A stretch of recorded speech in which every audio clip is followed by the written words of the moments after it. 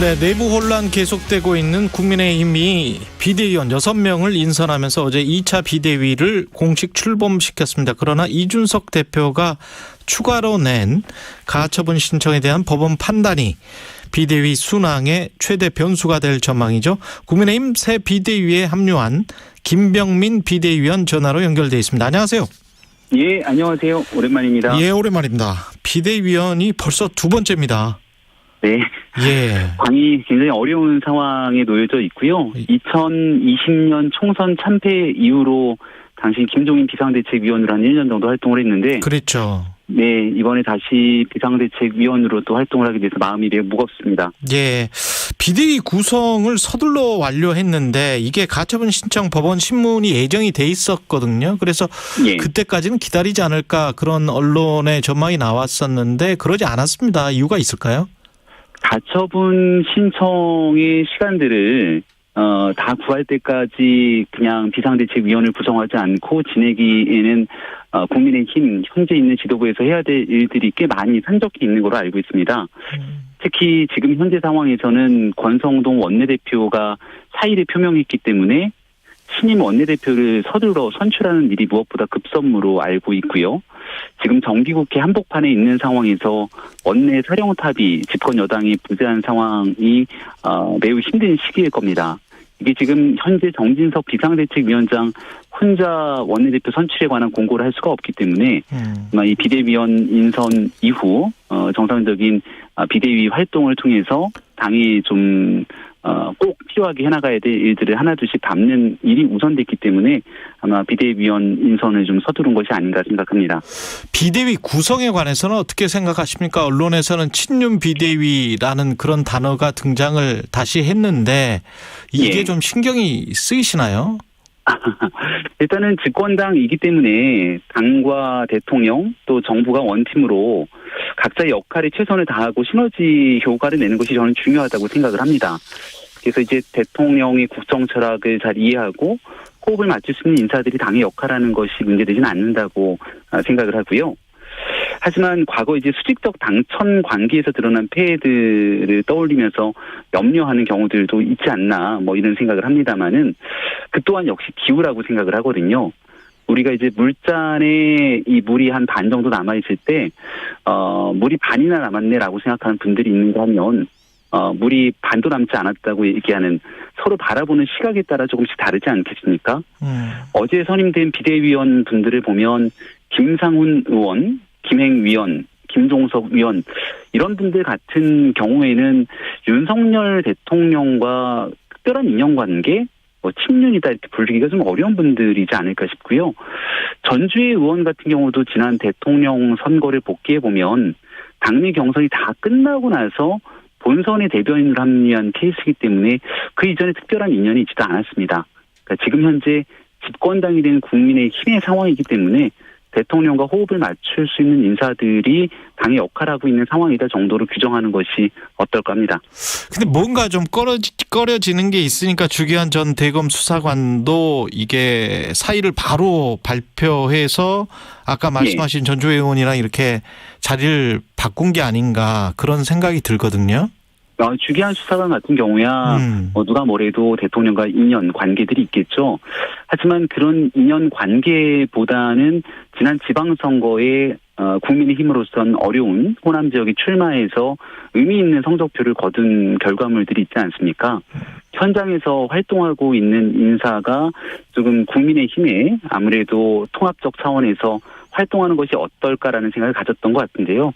하지만 현재 국민의힘 비상대책위원회를 바라보고 있는 국민적 눈높이에 다소 부족함이 있지 않는가라는 생각에 본인이 사의를 표명한 것 같고 또 서둘러서 상임정국위원회 의결 전에 그 내용들을 바로잡은 거로 알고 있습니다.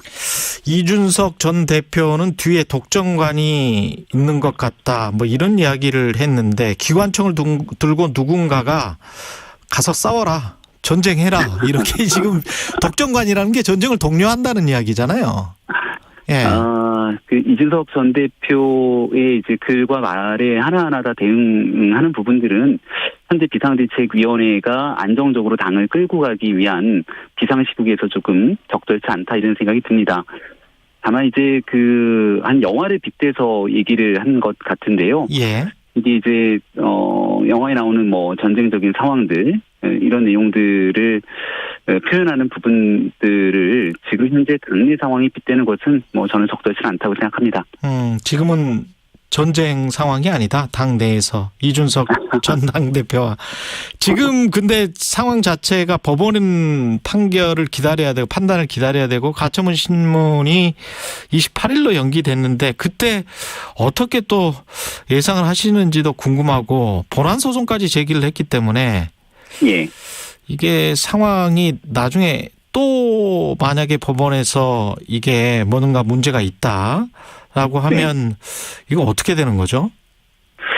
본안 소송까지 가기는 시간이 꽤 걸릴 것이기 때문에 그렇죠. 네, 그 전에 있는 가처분 심리 그리고 법원의 결정들이 중요할 거라고 생각을 하고요. 네. 아마 이제 오늘 열리게 되는 가처분 심리는 지난달 당원 당규 개정에 관한 일들 아니겠습니까? 근데 그렇죠. 이 당원 당규 개정이라는 건 법원이 이제 판단, 현재 국민의힘의 상황을 비상 상황이다라고 규정하는지에 대한 판단이 제일 중요한 것일 테고, 만약 당원 당규에서 그런 내용들을 좀 명확하게 규정하고 있었더라면 지난날 법원의 판단은 조금 달리 나왔을 거라고 생각을 합니다. 그리고 이게 비단 이제 이준석 전 대표와의 문제 때문에 현재 법원의 판단을 구하고 있는 상황이 돼버렸는데요. 언제든지 지금 있는 비상대책위원회의 상황뿐 아니라 앞으로의 국민의힘의 또 새로운 지도부가 구성이 되고 같은 일들이 반복될 수도 있는 일 아니겠습니까? 그래서 언젠가 일어날지 모르는 일들에 대해서 당원 당규를 개정한 상황이기 때문에 당내에 있었던 의사결정에 대해서 아마 법원이 브레이크를 걸지는 않을 거라 생각을 하고요. 우리 바로 이제 이웃정당인 더불어민주당 같은 경우도 지난 전당대회를 통해서 당원 당규를 개정했는데 언론에 잘 알려지지 않은 게 있습니다. 예. 그게 바로 이 민주당도 마찬가지로 어떤 경우에 비상 상황인지 비상대책위원회로 넘어가는지를 명쾌하게 규정을 좀 해놓은 부분들이 있는데 그게 대표와 최고위원 과반이 거리됐을 경우라고 이번에 개정됐던 측면들이 있거든요. 국민의힘의 상황도 이 민주당의 경우랑 같이 한번 비교해 봤을 때 당대표와 선출직 최고위원이 총 당대표 1명, 선출직 최고위원이 5명 있을 텐데 이 중에 한 과반 정도의 거리라면 최고위원 4명 이상의 사퇴 정도가 준용되지 않겠습니까? 그러니까 누군가 지금 있는 현재 상황에 끼워 맞추기 위해서 당원 당규를 개정했다 이렇게 지적하는 분들도 계시지만 또 현재 있는 과거에 여러 지도부가 어려움을 겪을 때 최고위원들이 줄사퇴라고 나서 새로운 지도부가 구성되는 게 하나의 정치권의 관례처럼 보여졌는데 그런 관례가 현실화되지 않으면서 법적 분쟁으로 가는 일들을 막기 위해서 당원 당규의 그 미비점들을 보완한 상황이다 정도로 보시면 될 것 같습니다. 지금 말씀하신 게 사실은 이준석 전 대표 측 입장인 건데 소급 금지 원칙에 반한다. 왜냐하면 네. 선출직 최고위원 4명이 사퇴한 과거 상황에 당원을 그냥 끼워 맞췄다. 이렇게 이제 그래서 나한테 개인적인 피해가 너무 많이 가기 때문에 이런 식으로 하는 것은 위법하다. 네. 부당하다. 뭐 이렇게 지금 주장을 하고 있는 거잖아요. 이 전 대표 측의 주장이라고 볼 수 있는 것 같고요. 예. 앞서 당원 당규 개정의 정당성, 당위성 등에 대해서 설명을 드렸고 소급 적용에 관한 말씀을 조금 더 드리면 만약에 이제 주호영 비상대책위원장 그리고 권성동 원내대표 또 당시 비대위원들이 그대로 존속하면서 당원 당규만을 개정하고 이 개정된 당원 당규에 따라 문제가 없다. 그렇게 만약 이어져 왔다면 이를 소급 적용이다 이렇게 볼 수 있는 여지들이 있을 거라고 생각을 합니다. 예. 근데 이제 주호영 비상대책위원장을 비롯한 비대위원이 전원 사퇴를 했고요. 또 과거 이제 법원의 판단이 있었을 때 권성동 원내대표가 자리를 지키면서 이른바 이준석 전 대표가 사실상 해임되는 비대위로 넘어가게 되는 문제들도 지적이 되어 왔는데 그 당시와 상황이 또 변경된 건 권성동 원내대표가 사퇴 의사를 표명하면서 새로운 원내대표로 완전히 당이 뒤바뀌게 되는 상황이 돼버린 거죠. 그리고 정진석 비상대책위원장 등 새로운 비대위가 구성이 되게 된 상황이기 때문에 과거의 내용들을 그대로 가져오면서 당원 당규만 바꾼 채 소급 적용했다라고 보기에는 그 이후의 상황들의 변화가 상당하다 이렇게 말씀을 드립니다. 그리고 이준석 전 당대표의 경찰 출석이 16일 예정돼 있단 말이죠. 성상납 의혹과 관련해서.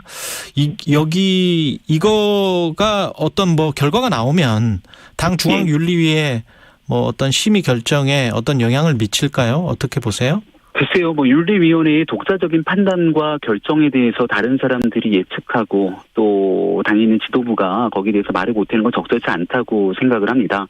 지금은 직무가 정지돼 있지만 전 당대표를 지냈던 인사의 이 성비위 등에 대한 문제이기 때문에 사실은 어떤 결론이 경찰의 수사 상황을 통해 나오더라도 국민의힘에는 매우 뼈아픈 상황이 될 수밖에 없지 않는가 걱정이 되기도 합니다. 이 내용에 대해서는 아직 정확하게 수사가 어떻게 진행되고 있는지를 알지 못하는 상황이기 때문에 그 내용 결과가 나오기 전까지 당에서 먼저 예단하고 말을 보태는 것은 적절치 않다. 예, 말을 아끼겠습니다. 이 비대위가 성격이 무슨 관리형, 혁신형 그 전에 뭐 이런 이야기들이 오고 갔지 않습니까? 예. 근데 이제 그것보다는 실체적으로 비대위가 나중에 그 당협위원장이랄지 그 공천이랄지 이런 것에 어느 정도는 관여할 수 있는 그런 몇 개월 동안 그게 가능합니까? 그런 역할을 합니까? 예. 우리가 이제 내후년도에 있는 총선에서의 공천을 얘기하는 걸 텐데요. 예. 공천에 관련된 거는 그 기간상 맞지가 않고 당협위원장 같은 경우는 현재 공석이 돼 있는 상태의 당협위원장 인선 문제를 아마 말씀 주시는 것 같은데 예. 어떤 것들도 현재 예단돼서 결정된 거는 없는 거로 알고 있습니다. 그렇군요. 그리고 지금 앵커께서도 앞서 우리 가처분 신청 등에 대한 말씀을 주셨지만 현재로서는 중장기적인 플랜들을 가지고 계획하기보다는 당이 정말 비상 상황에서 한 치 앞을 내다보기 어려운 시국가 아니겠습니까? 그래서 사법적으로 풀어야 될 문제들도 있고 또 정기국회에서 국민의힘 역할들이 있을 것이고 민생 위기 등 지금 현재 해야 될 굉장히 많은 일들이 켜켜이 쌓여 있는 만큼 국민의힘의 어려운 부분들을 풀어나가면서 그 다음 해야 될 과제들을 순차적으로 수행하는 것이 중요하지 않을까 이렇게 생각합니다. 그럼 당대표 선거랄지 전당대회랄지 이런 거는 연말을 넘기게 되나요? 정기국회 끝나고 준비하고 그러면은 연초가 되나요? 2023년?